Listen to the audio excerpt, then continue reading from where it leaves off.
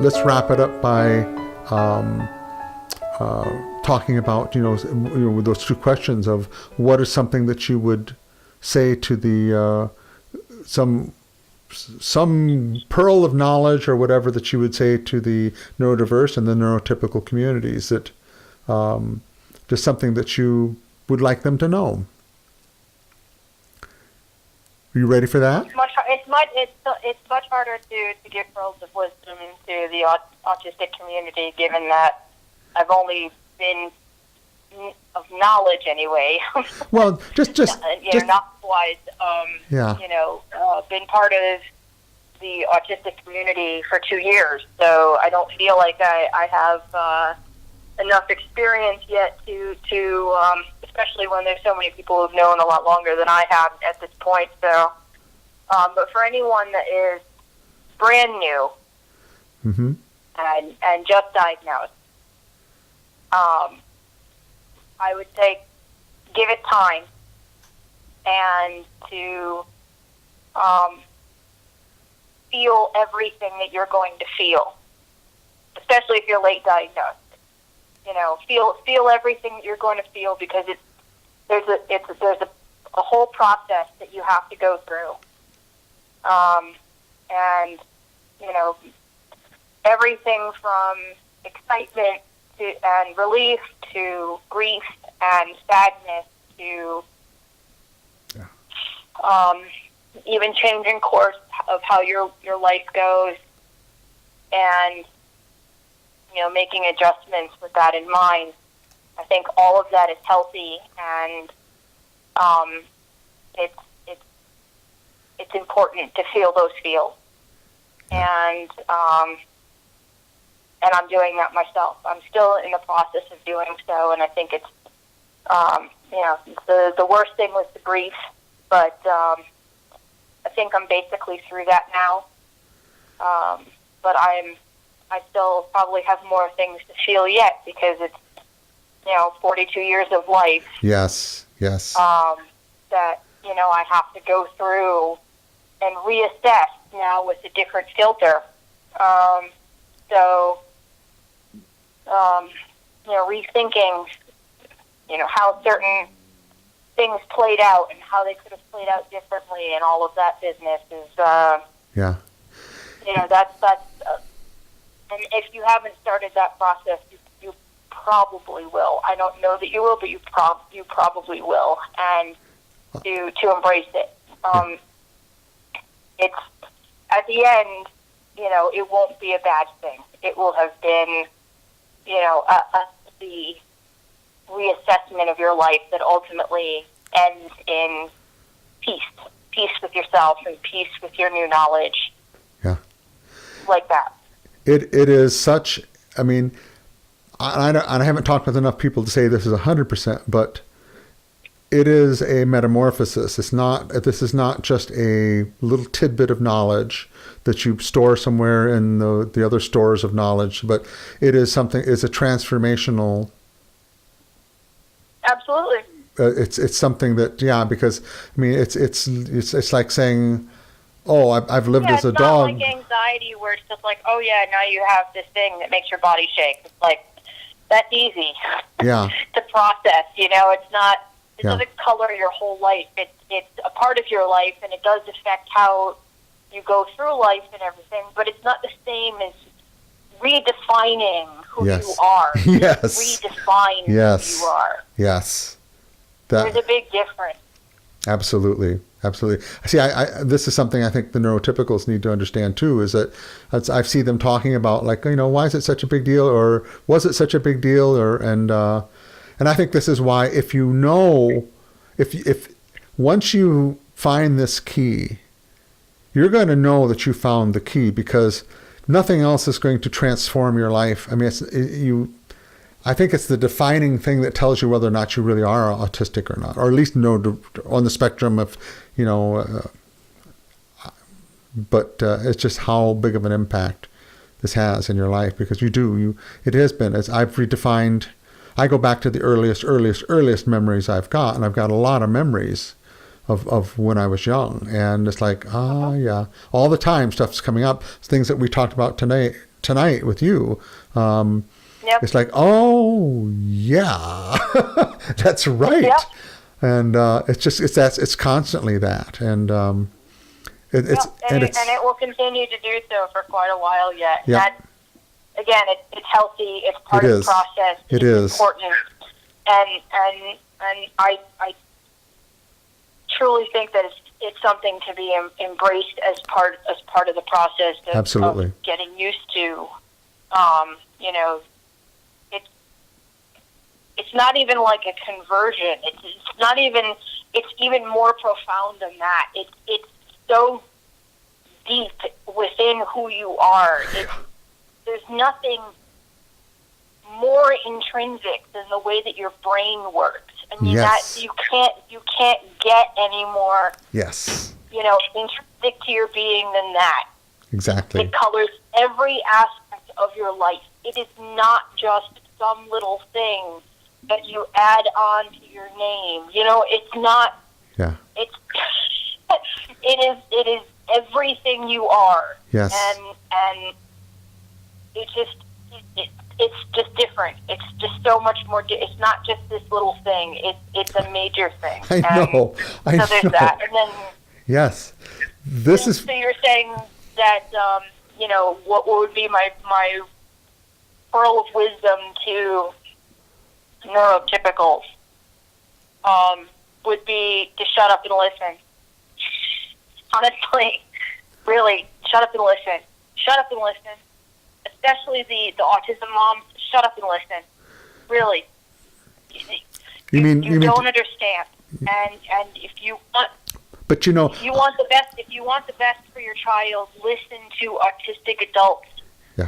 Yeah, because we have more knowledge about what your kid is like. And yes, no, we don't have every day with your kid. And no, okay, maybe I don't have the intellectual disability that your kid has. And right. But I have an insight into how your kid thinks that you never will. But you know what though? I got to tell you this though. I recently joined the board of the National Autism, or the local, the Central Ohio Autism Society, and everybody there has a child that's on the spectrum, and they looked at me like a unicorn, and like, oh my gosh, there's an adult that's autistic, and so that's one experience I've had. I was doing some interviews when I first got my camera. I went out to the local county fair here, and one of the people I ran across, I had a little sign on my camera bag that says, "Let's talk about autism," and she said, "Okay," and I'm sort of like, "Huh?" And, you know, and she goes, "Yeah, my son's autistic." And we talked probably for 15, 20 minutes. And she started crying. She said, "I've never met anybody that's an adult. I don't know what my child's going to become. I have no concept of." So just so I share this with you because this is what I think the responsibility of our community is. And that is, these are the bridges that we've got to make with the neurotypical community, and specifically with parents that have autistic kids, for the benefit of both the kids and the parents, because they're out there flailing. I mean, they've got the professionals that have gone through school, but how many of them actually have somebody who's autistic that comes in and says, "You know what? I think they're doing this because," and I don't know that I'd be that good at it. But I've got a friend that has more of the traits that are sensory and other things that would be an excellent, and has been. That's actually what she was doing. Not even knowing she was autistic, which is what's funny. It's another whole story. But, you know, I mean, this is that bridge that I'm hoping that we can start to help. Well, I think we do have a responsibility. You know, that's something they say about quote unquote disability, is that we shouldn't have a responsibility to explain to those that don't understand that, you know, to make them understand. It isn't our responsibility to make them understand. And I think for the betterment of the kids, we do have a responsibility. Yeah. And the reason I say shut up is not to moms like you're talking about. I'm talking about the moms who are the quote unquote warrior moms, the ones who are the anti-vaxxed moms, the moms who are my child's diseased and I want my child back kind of mom, the one who's the the one who's the angry mom, the one who is who sees adult autistics as benefiting from the higher intellect that her kid doesn't have, and then is saying that we can't possibly understand. Okay, maybe not to the level that I can't maybe understand exactly, but I got a fairly decent idea, and I still get it better than you do. And I think it's important for them to stop talking, because they tend to try to shut us up. I want to share something. They don't. If you are on Twitter at all, you'll see this a lot. Well, There's a lot of these warrior moms that want to shut up autistic adults. They get very angry when we are against pure language, when we don't like the person first language, when we're for taking the mask off, or against ABA as a solution, quote unquote. When we're against all of the the medical model of autism, when we're against things like that, they get very agitated, because they've been told up to this point that this is the values that they're supposed to have. Yeah. And they get very upset. Defensive. When we're saying, well, no, actually ABA damaged me terribly, and I don't wish this on another autistic child. And I see this a lot from our younger generation who are just coming up, who have been through this ABA, and are saying, I have PTSD from this. And these warrior moms, they shut up, and I don't want to hear that, and don't you dare say that, and how could you, and this is helping my child not bite themselves or bang their head against the wall. And it's like, look, lady, kids biting their hand or banging their head against the wall because they're nervous or upset.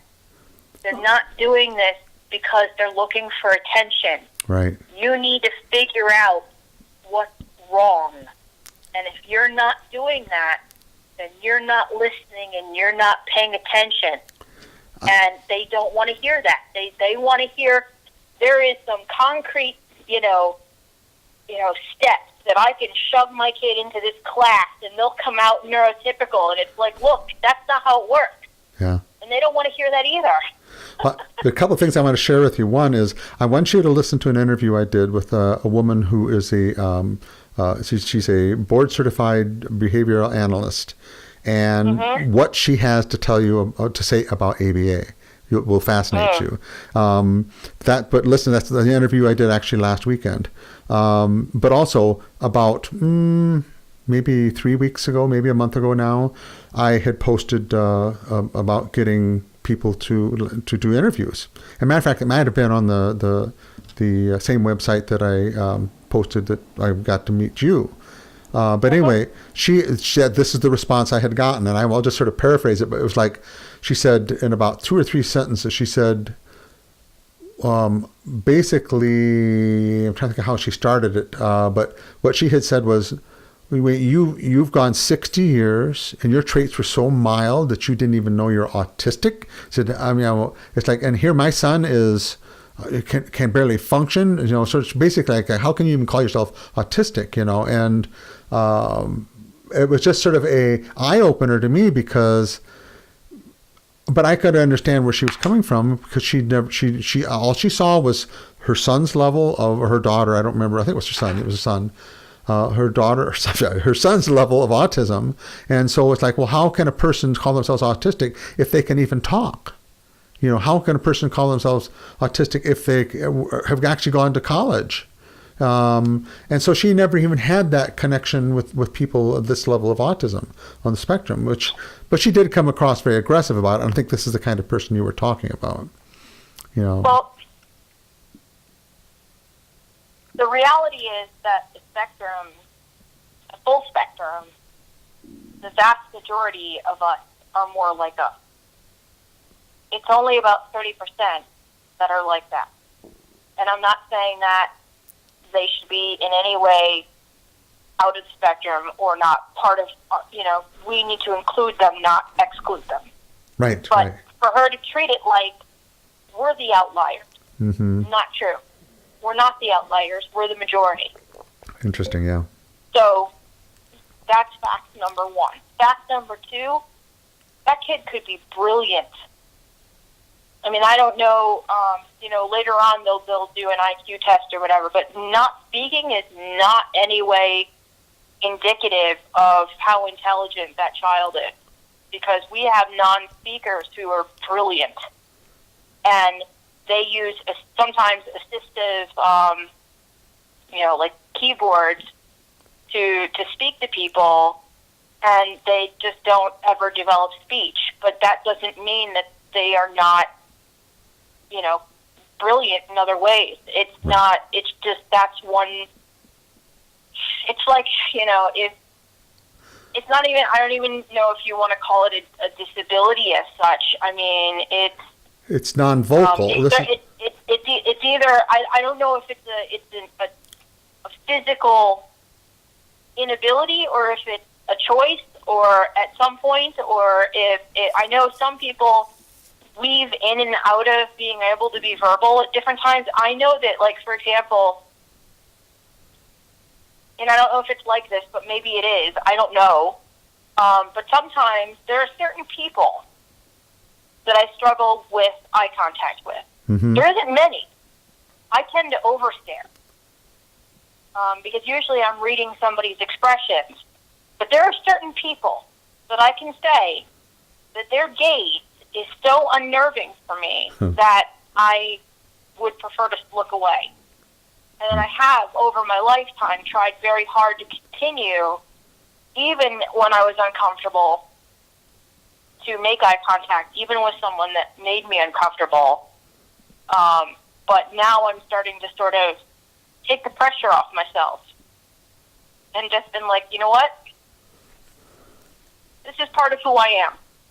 Mm-hmm. I need to stop fighting it and stop trying to make someone else feel comfortable when it comes to something that is natural with me. If it's making me that upset or uncomfortable, maybe I should be listening to my own body. Yep. And but as far as this woman and her son, perhaps maybe he is he has a severely low IQ, and he'll stay in diapers for his whole life, and he will end up institutionalized, if she gets too old to take care of him, whatever, and that is tragic. I feel badly for people in that situation and for the kids in that situation. Sure, yeah. I don't wish that on someone. I'm not saying that being autistic should be that. No. And if there was a way to lessen their symptoms, they've had some luck with stem cells. That and I've looked into this. At first, I was sort of like, oh crap, they're still in cure mode. But the case that I remember, when I watched the full interview, the parents very specifically said that their daughter, who had been given umbilical blood, still was very quote-unquote quirky, but she wasn't as profoundly delayed as she was when she was younger. Mm-hmm. So I don't think the research into that in particular should stop. I'm all for tolerance. I think we should be tolerant of everyone in society, however, whatever package they come in, whatever that means. Is it at a certain age level, it is up to the parents to make a decision. And if they are doing this research and it does pan out that, kids don't have to be institutionalized, then I'm not opposed to the idea of the parents choosing to want to undergo something that helps them to be more functional in life. I'm not against that. I'm not against us lessening our negative symptoms that we have, as, otherwise, as functional as become. I mean, I have days when I'm not functional either, but, yeah, I think that's important to say. You know what I mean? Like, I do, I'm very high IQ, so, someone could look at me and go, well, you're high functioning, so therefore, meh. And I don't like functioning labels. That I think that is, it allows people to dismiss our difficulties and our abilities at the same time. Yeah. So I'm actually against labels, but for someone else to say to me, well, you're high functioning, so you shouldn't have a chance to speak. Well, no, I have my days when I'm completely not functional. Yeah. When I lay in bed and I can't get anything done, when I can't do stuff because I'm exhausted from, like, the day before trying to be social in a context that is uncomfortable for me, or being in a new place or having to, try to travel somewhere and find a new place that like a new doctor's office I needed to go to, and then go through the, sometimes traumatic experience of having a doctor focus on the wrong things instead of the reason I'm there. Just an FYI, when you're heavy and you go to the doctor, sometimes they don't pay attention to the symptoms you talk about and only focus on the fact that you're fat. It's really annoying.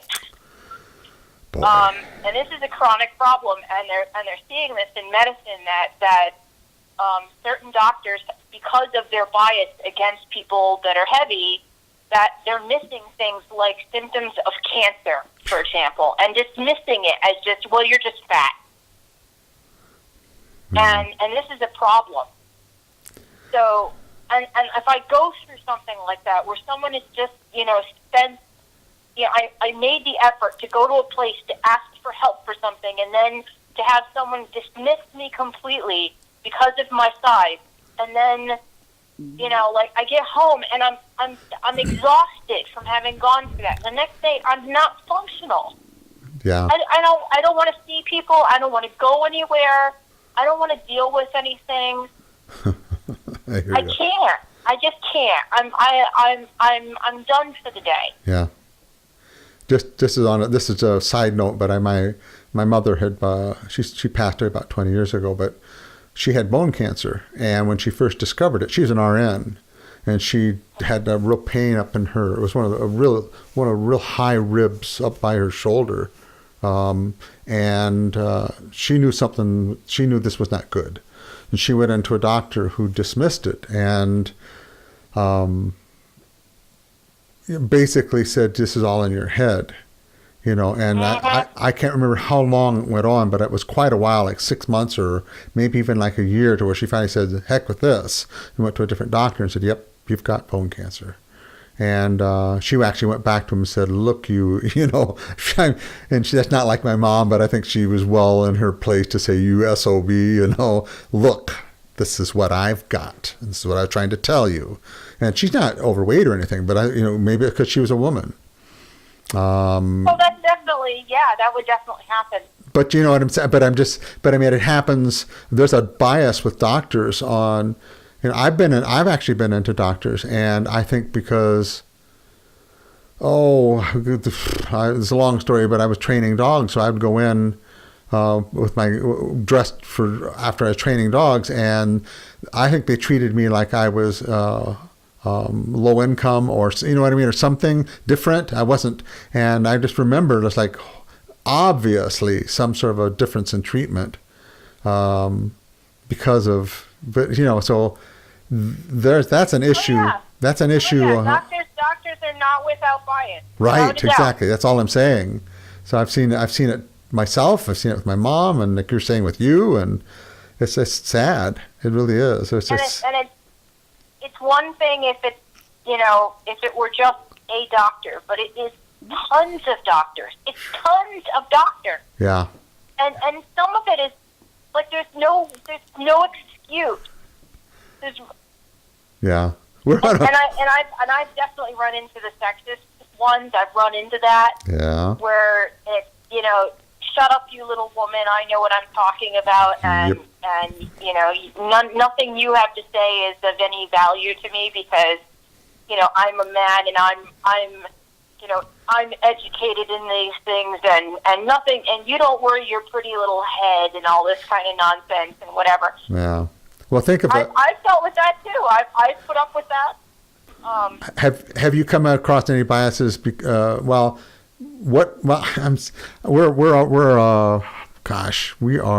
an hour and 20 minutes, and this is going to be has to be cut into two. I would like to keep talking. One, I'm exhausted, and I'm having trouble.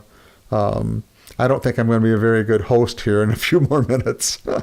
So, that's okay. Would you like to? Maybe we can pick up, or I'm sure we've touched some incredible topics that we could spend an hour on some, and so maybe as we go through this, we can look at this and we'll get back together and focus maybe on,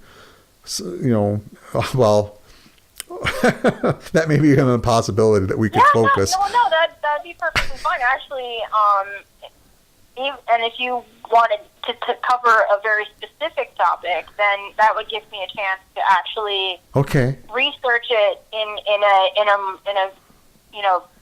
different ways, because I like to study things from different perspectives. Sure. So not only would I look up something like psychologically, I'd look it up in anthropology, I'd look it up in philosophy, I'd look it up in, I like to see all different angles of something.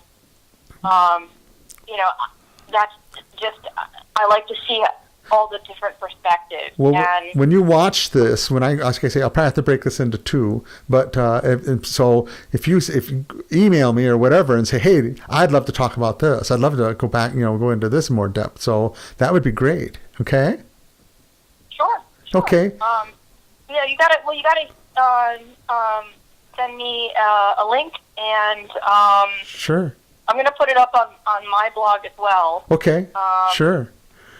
And definitely there's